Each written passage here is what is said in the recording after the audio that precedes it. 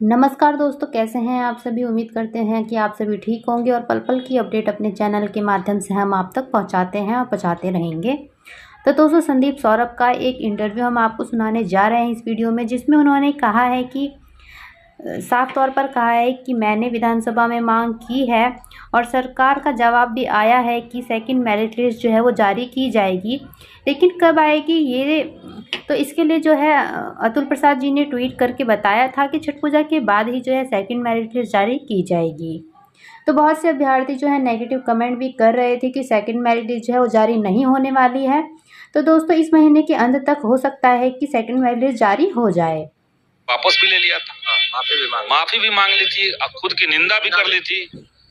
ये भी कहा कि आप लोग कह रहे हैं मुख्यमंत्री शर्म करो, तो मैं शर्म कर रहा हूँ। यहाँ तक जब सब बातें हो गई, इसके बावजूद सदन नहीं चलने देंगे, टेबल बेंच कुर्सी पीटेंगे, तोड़ेंगे, गार्ड को पीट देंगे, ये जो स्थिति भाजपा ने पैदा कल की, उसके चलते सदन नहीं चल पाया। और ये सारी बातें जो थी, ध्यानाकर्षण में कितना महत्वपूर्ण सवालों पर डिस्कशन होना था।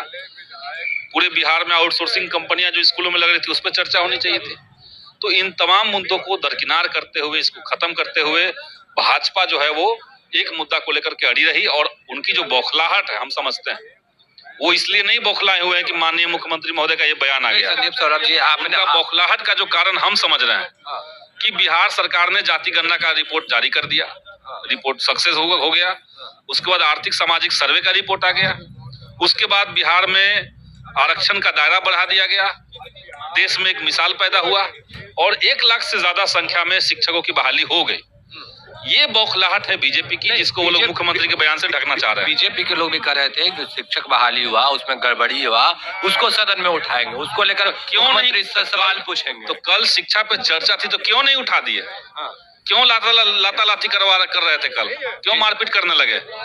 तो भाजपा की यही मानसिकता है, हिंसा, आक्रामकता, उल जुलूल बोलना, बिना मुद्दा के मुद्दा बनाना, यही उनका व्यवहार बना हुआ है। संदीप सौरभ जी, दिव्यांग लोग भी लगातार सड़क पे हैं, प्रदर्शन कर रहे हैं, बहाली को लेकर नियोजित शिक्षक को पेमेंट नहीं मिल रहा है। देखिए, दिव्यांगों का जो मसला है या बाकी जो शिक्षकों अभ्यर्थियों का मसला है, उस मसले में आप समझ लीजिए कि मैंने विधानसभा में क्वेश्चन डाला था, सेकंड लिस्ट की हमने मांग की थी, सरकार तैयार हुई है, सेकंड लिस्ट वो देंगे।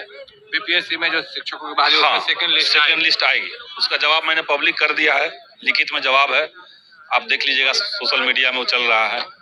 दूसरी जो बात है, नियोजित शिक्षकों का वेतन, ये बड़ा गंभीर सवाल है। देखिए, नियोजित शिक्षकों का जो वेतन मिलता है वो केंद्र सरकार का सर्व शिक्षा अभियान, उस पैसे से मिलता है। और सदन के अंदर माननीय वित्त मंत्री महोदय ने, विजय कुमार चौधरी जी ने इसका डिटेल रखा कि केंद्र सरकार जो है वो शिक्षकों को वेतन देने के लिए जो उनका हिस्सा है, उनकी जो जवाबदेही बनती है, वो उनको देना ही पैसा है, वो पैसा लंबे समय से नहीं दे रहे हैं। और जहां जहां जिन जिन राज्यों में भाजपा की सरकार नहीं है, उसके साथ केंद्र सरकार सौतेला व्यवहार कर रहा है और बिहार उनके निशाने पे हमेशा। बिहार में भी वही चीज हो रहा है। बिहार में वही चीज हो रहा है।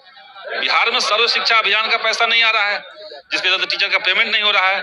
कल जो अनुपूरक बजट आया है, तो शिक्षा विभाग का कहना है कि अगर केंद्र नहीं देगी तो हम बजट पास करवाए हैं, कल अनुपूरक बजट में रुपए पास हुए हैं, वो पैसे फिर उनको दिए जाएंगे। के पाठक लगातार बच्चों पे भी कार्रवाई कर रहे हैं, जो शिक्षक गायब मिलते हैं उनपे भी के पाठक कुछ अच्छा कर रहे हैं, लेकिन उससे ज्यादा खराब कर रहे हैं। खराब क्या कर रहे हैं? खराब कर रहे हैं कि स्कूलों का निजीकरण करवा रहे हैं, स्कूलों में आउटसोर्सिंग कंपनी बिना कोई पारदर्शिता के, बिना आरक्षण रोस्टर के दे रहे हैं। ये खराब चीज है। कहीं पे आरक्षण नहीं लागू होगा, आपके यहाँ जो भी शिक्षा विभाग के अंदर जो भी मुद्दे हैं, उसमें माननीय शिक्षा मंत्री का रोल उन्होंने खत्म कर दिया है। तो ये विधायिका और कार्यपालिका में टकराहट होगी, तो ये बिहार के लिए अच्छा नहीं है।